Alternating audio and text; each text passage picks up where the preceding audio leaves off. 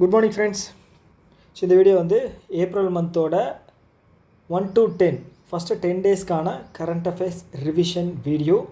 First part பார்க்கலன்னா பார்த்துட்டு வந்துருக்கேன், கண்டிப்பாக யூஸ்ஃபுல்லாக இருக்கும். அதோட செகண்ட் பார்ட்டு தான் இது. So first news, tiger Trump.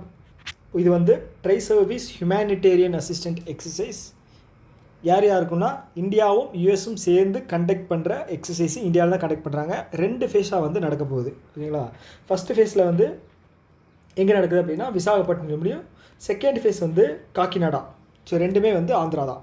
Visakhapatnam first phase, second phase வந்து காக்கிநாடா, ஓகேங்களா. ஸோ இதோட ரிலேட்டிவ் நியூஸ் வந்து பார்த்திங்க அப்படின்னா யூத் அபியாஸ் இருக்கு இல்லையா, யூத்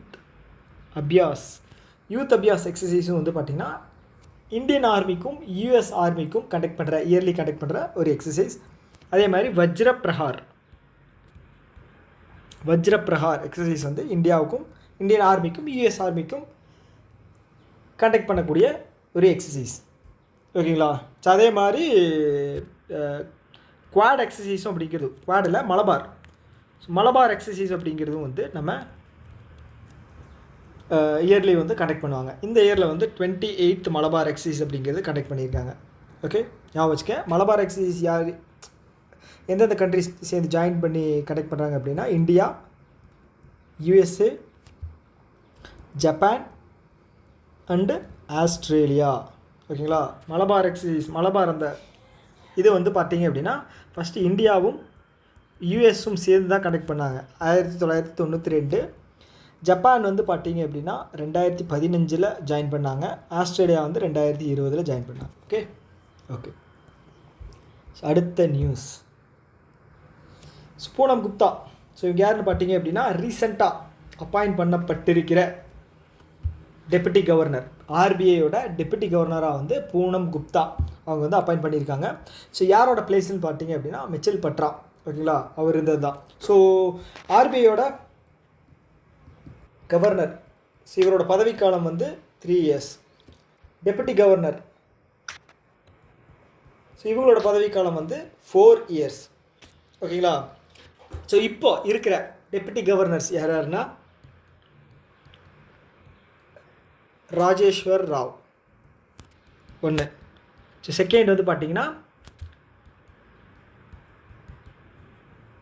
ரவிசங்கர் 2. மூணாவது வந்து பார்த்தீங்க அப்படின்னா சுவாமிநாதன் ஜானகிராமன்.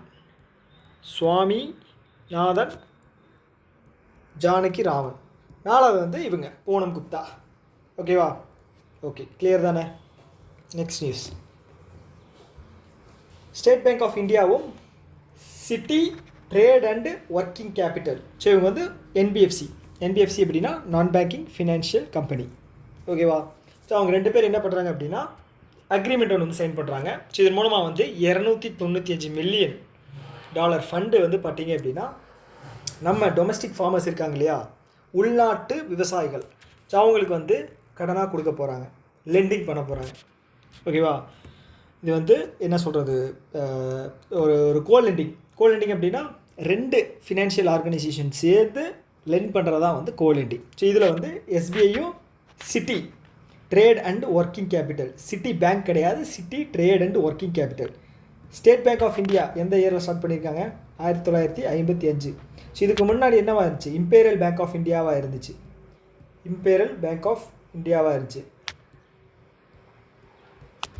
இது எப்போ ஸ்டார்ட் பண்ணுது அப்படின்னா 1921. ஸ்டார்ட் பண்ணது கிடையாது, 3 பேங்க்கை வந்து மெர்ஜ் பண்ணாங்க. Bank of Bengal, bank of Madras, bank of Bombay. So இந்த 3ஐயும் வந்து மெர்ஜ் பண்ணி தான் வந்து இம்பீரியல் பேங்காக வந்து 1921 இது பண்ணாங்க, மெர்ஜ் பண்ணி சிங்கிள் பேங்காக மாற்றுறாங்க. லேட்டராக வந்து 1955 வந்து அதை ஸ்டேட் பேங்காக மாற்றி ஃபுல்லாக வந்து ஸ்டேட் பேங்காக வந்து இப்போ வரைக்கும் ரன் ஆகிட்டு இருக்கு. ஓகே. ஸோ அடுத்து வந்து ஃபெடரல் பேங்க் இருக்காங்க இல்லையா, எங்கே இருக்குது, ஆலுவா, கேரளாவில் இருக்குது, ஓகேவா. ஸோ அவங்களும் என்பிசிஐ ப்ளஸ் விசா. ஸோ இவங்க 3 பேர் சேர்ந்து என்ன பண்ணுறாங்க அப்படின்னா ஃபெட்ரல், அதாவது ஃபெட் ஸ்டார் பிஸ், ஃபெட்ரல் பேங்க்கு ஸ்டார் பிஸ்னஸ், இதுதான் அவனோட full form, federal star business. என்ன பண்ண போகிறாங்க அப்படின்னா ஹை நெட்வொர்க் இண்டிவிஜுவல் ஆர்னா பிஸ்னஸ் பீப்புள் இருக்காங்க இல்லையா, அவங்களுக்கு கிரெடிட் கார்டு கொடுக்க போகிறாங்க. ஓகே. நீங்கள் ஹை நெட்ஒர்க் இருக்குது அப்படின்னா, இல்லை வந்து பிஸ்னஸ் எதாவது பண்ணுறீங்க அப்படின்னா, இதில் வந்து நீங்கள் கிரெடிட் கார்டு வாங்கிக்கலாம். ஓகேங்களா? கிரெடிட் கார்டு வந்து ரொம்ப நல்லது. வாங்கி நீங்கள் யூஸ் பண்ணீங்க அப்படின்னா நிறைய பலன் அப்படிங்கிறது அடையலாம். ஓகே. ஸோ ஃபெட்ரல் பேங்க்கை பொறுத்தளவுக்கு வந்து பார்த்தீங்க அப்படின்னா, ஸோ இதோட MD and CEO வந்து KVS மணியன். KVS மணியன். ஓகேங்களா? ஆல்ரெடி நம்ம பார்த்த மாதிரி NPCI தான் வந்து இதை கண்ட்ரோல் பண்ணுறாங்க. UPIயும் and IMPS. Okay, immediate payment system and unified payment interface. So இது வந்து ரெண்டையும் கண்ட்ரோல் பண்ணுறது வந்து NPCI தான். ஓகே. அடுத்த நியூஸ். ஸோ இப்போ விசா கார்டு இருக்கு இல்லையா, அந்த விசா, ஒரு நிமிஷம், எலான் மஸ்க் வந்து அவரோட இதில் வந்து ஒன்று லான்ச் பண்ணியிருப்பார், எக்ஸ் விசா அப்படின்னு ஒன்று. ஸோ அது வந்து விசா கூட தான் வந்து கம்பைன் பண்ணி இது வந்து லான்ச் பண்ணியிருந்தாங்க. பேமெண்ட் சிஸ்டம் வந்து லான்ச் பண்ணியிருப்பாங்க. அது வந்து விசா கூட சேர்ந்து தான். ஓகே. ஸோ அடுத்து வந்து எல்ஐசி அவங்க என்ன பண்ணியிருக்காங்க அப்படின்னா, மணிபால் சிக்னா ஹெல்த் இன்சூரன்ஸ். ஓகேங்களா? மணிபால் சிக்னா ஹெல்த் இன்சூரன்ஸோட 50% ஸ்டேக்ஸை வந்து 3000 to 4000, 3500 to 4000 கோடி இதில் வந்து 50% ஸ்டேக்ஸை வந்து வாங்கியிருக்காங்க எல்ஐசி. ஓகே, முக்கியமான நியூஸ். ஓகே, அடுத்த நியூஸ். IDBI ஃபர்ஸ்ட் பேங்க் அவங்க என்ன பண்ணுறாங்க அப்படின்னா, சென்ட்ரல் பென்ஷன் அக்கௌண்டிங் ஆஃபீஸ், அப்புறம் கவர்மெண்ட் ஆஃப் இந்தியா. யார் கூட? Central pension accounting office, government of India, IDFC first bank. So இவங்க 3 பேர் சேர்ந்து என்ன பண்ணுறாங்க அப்படின்னா, பென்ஷன் வந்து சென்ட்ரல் எம்ப்ளாயீஸ் இருப்பாங்க இல்லையா, அவங்களுக்கு பென்ஷன் வழங்குறதுல என்ன சொல்கிறது, குயிக்காக ரீச் ஆகணும், இல்லை வந்து எஃபெக்டிவாக இருக்கணும் அப்படிங்கிற ஒரு ப்ராசஸில் வந்து இவங்க 3 பேர் சேர்ந்து இந்த பென்ஷன் ஸ்கீம் வந்து இம்ப்ளிமெண்ட் பண்ணியிருக்காங்க. IDFC ஃபர்ஸ்ட் பேங்க் தான் வந்து இன்டர்நேஷ்னல் பேமெண்ட் ட்ரான்ஸ்ஃபர் பண்ணுறோம் அப்படின்னா அதை ட்ராக் பண்ணுற ஃபெசிலிட்டியை வந்து லான்ச் பண்ண ஃபஸ்ட் பேங்க் வந்து IDFC ஃபர்ஸ்ட் பேங்க் தான். ஸோ IDFCயோட பிராண்ட் அம்பாசிடராக வந்து யார் லான்ச் பண்ணியிருக்காங்க, அப்பாயிண்ட் பண்ணியிருக்காங்க அப்படின்னா அமிதாப் பச்சன். சரிங்களா? ஓகே. அதே மாதிரி சிர்லே பாச்வே இவங்க வந்து ஃபஸ்ட்டு ஆஃப்ரிக்கன் உமன் காமன்வெல்த் செக்ரட்டரியாக வந்து ஜாயின் பண்ணியிருக்காங்க. ஓகேங்களா? காமன்வெல்த் செக்ரட்டரியாக ஜாயின் பண்ண ஃபஸ்ட்டு ஆஃப்ரிக்கன் உமன் இவங்க தான். ஓகேங்களா? காமன்வெல்த்தில் மொத்தம் எவ்வளோ கண்ட்ரி இருக்குது? 56 கண்ட்ரி இருக்குது. ஓகேங்களா? ஓகே.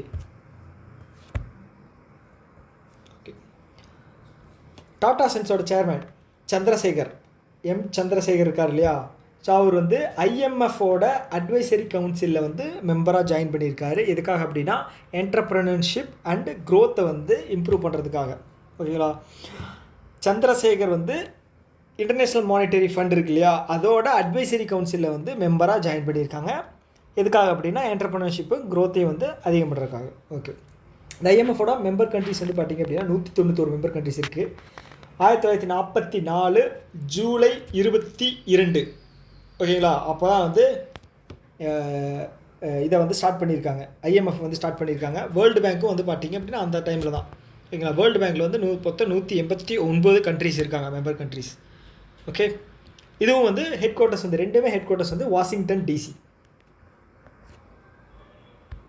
அடுத்து, ஸோ கவர்மெண்ட் அப்பாயிண்ட்ஸ் ராமன் என்ன அப்பாயிண்ட் பண்ணியிருக்காங்க அப்படின்னா, பென்ஷன் ஃபண்ட் ரெகுலேட்டரி டெவலப்மெண்ட் அத்தாரிட்டியோட சேர்மனாக, பென்ஷன் ஃபண்ட் ரெகுலேட்டரி டெவலப்மெண்ட் அத்தாரிட்டியோட சேர்மனாக வந்து எஸ் ராமன் அவர் வந்து கவர்மெண்ட் வந்து அப்பாயிண்ட் பண்ணியிருக்கு. எவ்வளோ வருஷத்துக்கு அப்படின்னு பார்த்தீங்கன்னா 5 வருஷம். இல்லை அப்படின்னா அவருக்கு 65 வயசு ஆகிற வரைக்கும். ஸோ இது எதில் வந்து ஃபஸ்ட்டு வருதோ அதுதான் கணக்கு. ஓகேங்களா? 55 வயசு தான் இருக்குது, 65 வயசு வரைக்கும் அவர் இருக்கலாம் அப்படின்னு கிடையாது. 55 வயசில் இருக்கார் அப்படின்னா அவருக்கு வந்து 5 வருஷம்.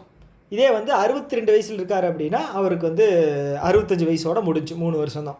இது ரெண்டில் எது ஃபஸ்ட்டு வருதோ. ஓகே.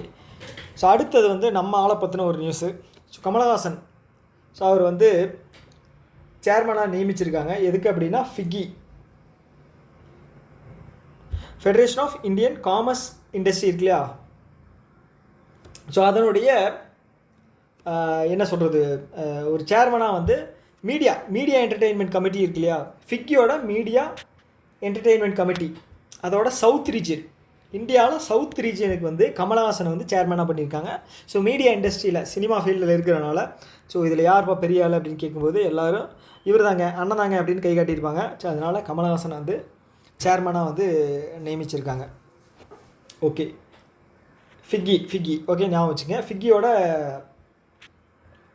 சேர்மன் யாருன்னு பார்த்தீங்க அப்படின்னா ஹர்ஷ்வர்தன் அகர்வால். ஓகே, ஃபிக்கியோட பிரசிடெண்ட் ஹர்ஷ்வர்தன்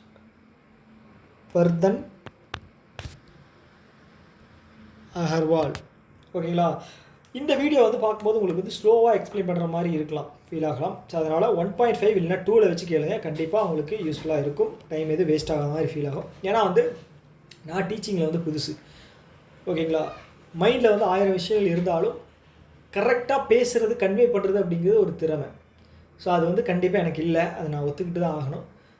மைண்டில் வந்து அது ரீகலெக்ட் பண்ணி அதை வந்து உங்களுக்கு எக்ஸ்பிளைன் பண்ணுறதுக்குள்ளே எனக்கு வந்து போதும் ஆயிடுது. அது அந்த லேக் வந்து வீடியோவில் வந்து கண்டிப்பாக ரிஃப்ளெக்ட் ஆகும், கொஞ்சம் கேப் இருக்கிற மாதிரி இருக்கும். அதனால தான் சொல்கிறேன் 1.5 இல்லைன்னா 2ல் வச்சு கூட ஸ்பீடாக வச்சு கூட கேளுங்க, ஒன்றும் தப்பில்லை. Okay, next news.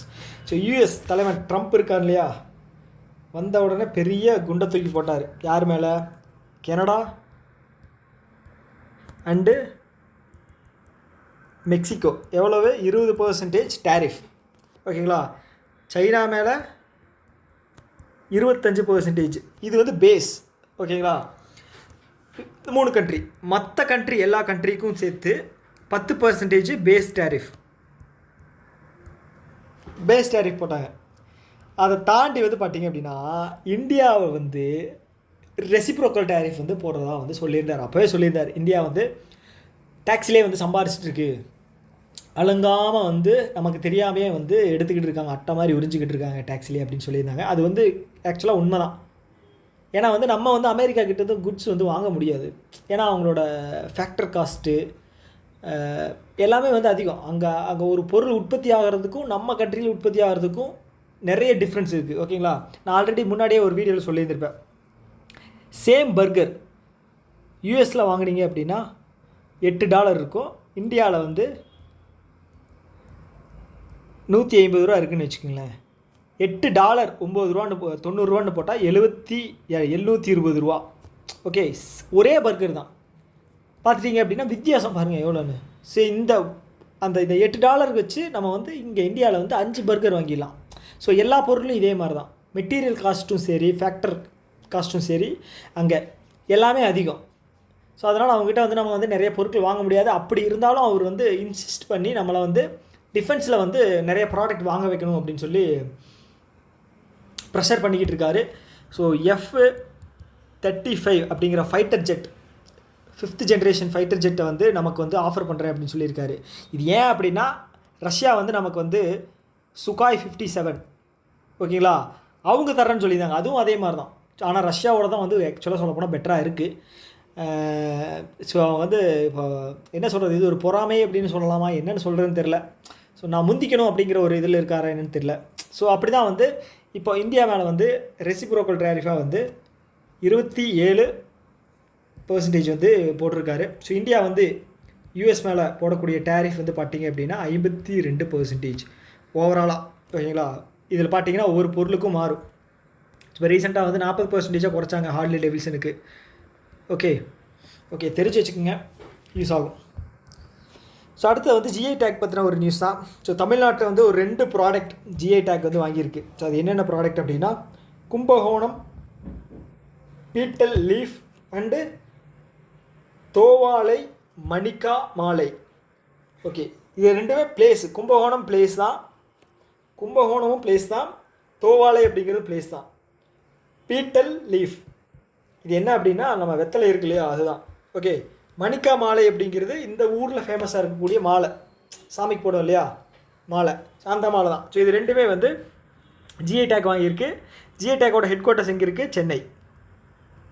இது நம்ம பார்த்துருக்கோம் ஆல்ரெடி. அதிகமாக ஜிஐ டேக் வாங்கின ஸ்டேட் எதுன்னு பார்த்தீங்க அப்படின்னா உத்தரப்பிரதேஷ், செகண்ட் வந்து தமிழ்நாடு. ஃபஸ்ட்டு ஜிஐ டேக் வாங்கினது எந்த ப்ராடக்ட் அப்படின்னா டார்ஜிலிங் டீ. ஓகே, இதை தாண்டி வேறு ஏதாவது இருக்கா? ஓகே, ஸோ அடுத்து வந்து ஆந்திரா வந்து P4 அப்படிங்கிற பாலிசியை வந்து இம்ப்ளிமெண்ட் பண்ணியிருக்காங்க. ஸோ இது எதுக்காக அப்படின்னா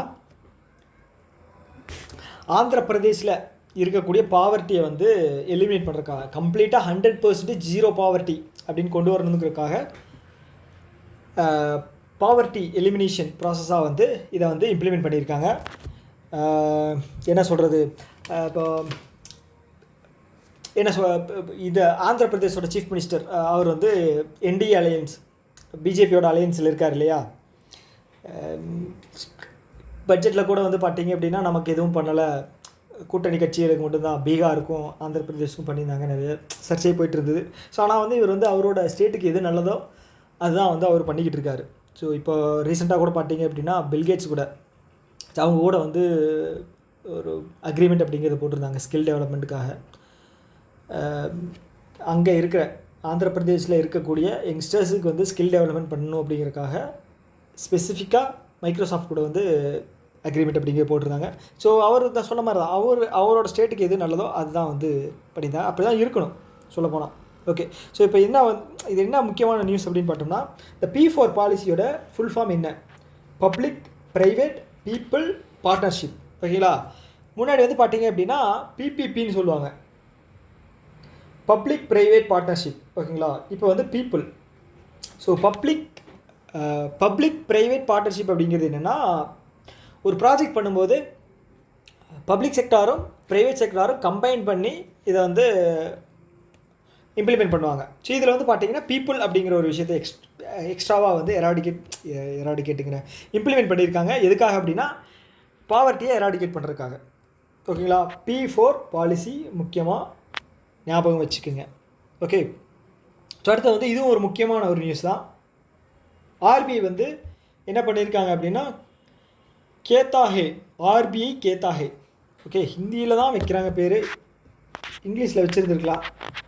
ஓகே, ஆர்பிஐ கேத்தாஹே. ஏன்னா ஆர்பிஐ அப்படிங்கிறது எல்லா ஸ்டேட்டுக்குமான சென்ட்ரல் பேங்க் தானே. ஸோ அது ஆப்வியஸாக அப்படி வச்சுருக்கணும். சரி, ஓகே, பாலிட்டிக்ஸ் வேணாம். அவங்க வந்து வாட்ஸ்அப் சேனல், ஆர்பிஐ வந்து வாட்ஸ்அப் சேனல் வந்து லான்ச் பண்ணியிருக்காங்க. ஸோ ஏதாவது அப்டேட்ஸ், ஏதாவது முழுக்க ஏதாவது தகவல் ஏதாவது வந்து மக்களுக்கு தெரியப்படுத்தணும் அப்படின்னா வாட்ஸ்அப் சேனல் மூலமாக வந்து இனிமேல் வந்து அவங்க தெரியப்படுத்திடுவாங்க. நீங்கள் வந்து வாட்ஸ்அப் சேனல் ஜாயின் பண்ணணும் அப்படின்னா ஆர்பிஐ இதில் போனீங்க அப்படின்னா வெப்சைட்டில் QR கோடு ஒன்று இருக்கும், அதை வந்து நீங்கள் ஸ்கேன் பண்ணிக்கலாம். இல்லை அப்படின்னா வாட்ஸ்அப் நம்பர் அப்படிங்கிறது வந்து அவங்க லான்ச் பண்ணியிருக்காங்க, வாட்ஸ்அப் நம்பர் வந்து லான்ச் பண்ணியிருக்காங்க. ஸோ அது மூலமாக வந்து நீங்கள் அப்ளை பண்ணிக்கலாம். அப்ளை பண்ணுறதுங்கிற ஆட் பண்ணி ஆர்பிஐனுடைய சேவைகளை வந்து நீங்கள் தெரிஞ்சுக்கலாம். ஓகேவா, ஸோ ஆர்பிஐ பொறுத்தளவு 1934 ஆக்ட், 1935 இம்ப்ளிமெண்ட் பண்ணாங்க, 1937 முன்னாடி கொல்கத்தாவில் இருந்த ஹெட் குவார்ட்டர்ஸ் வந்து மும்பையில் மாற்றினாங்க. கரெக்டாக 1949 நேஷ்னலைஸ் பண்ணாங்க. அப்படின்னு என்ன அர்த்தம்? அப்போ தான் வந்து கவர்மெண்ட்டாக ஆக்குறாங்க. அதுக்கு முன்னாடி வரைக்கும் ப்ரைவேட்டாக தான் இருந்தாங்க. ஓகேங்களா, ஃபஸ்ட்டு கவர்னர் யாருன்னு பார்த்தீங்க அப்படின்னா ஆஸ்பான் ஸ்மித். ஓகேங்களா, ஃபஸ்ட்டு இந்தியா கவர்னர் யாருன்னு பார்த்தீங்க அப்படின்னா CD Deshmukh. Okay, CD Deshmukh. Okay, correct தானே? கிளியர்.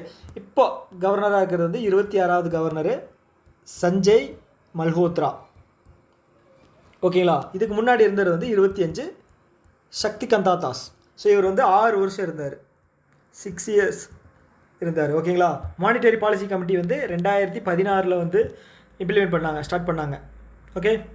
ஓகே, வேறு ஏதாவது இன்ஃபர்மேஷன் இதில் சொல்ல வேண்டியது இருக்கா? ஓகே, நான் வந்து திரும்ப சொல்லிக்கிட்டே இருப்பேன், ஏன்னா வந்து அப்போ தான் வந்து மைண்டில் வந்து நிற்கும். ஓகேங்களா, வீடியோ பார்க்குற நீங்களும் அதுதான் நான் சொல்கிறேன், இந்த வீடியோ வந்து ரிவிஷன் பர்பஸ்க்காக கொண்டு வரப்பட்ட வீடியோ அப்படின்னு. ஓகே, அடுத்த நியூஸ். ஸோ ஆர்பிஐ வந்து நாம்ஸ் ஒன்று வந்து ரிலீஸ் பண்ணியிருக்காங்க. அது என்ன அப்படின்னா ஃபாரின் போர்ட்ஃபோலியோ இன்வெஸ்ட்மெண்ட்ஸ் இருக்கு இல்லையா, அது என்ன அப்படின்னா ஒரு கம்பெனியோட ஷேரை வாங்குறது தான் வந்து. ஸோ இப்போ வெளிநாட்டில் இருக்காங்க, இந்தியா இருக்குது, இந்தியாவில் ஒரு கம்பெனி ரன் ஆகிட்டுருக்கு, ஸோ வெளிநாட்டிலேருந்து ஒருத்தர் வந்து இந்த கம்பெனியில் வந்து ஷேர்ஸ் வாங்குறாரு இல்லையா, அது வந்து ஃபாரின் போர்ட்ஃபோலியோ இன்வெஸ்ட்மெண்ட்.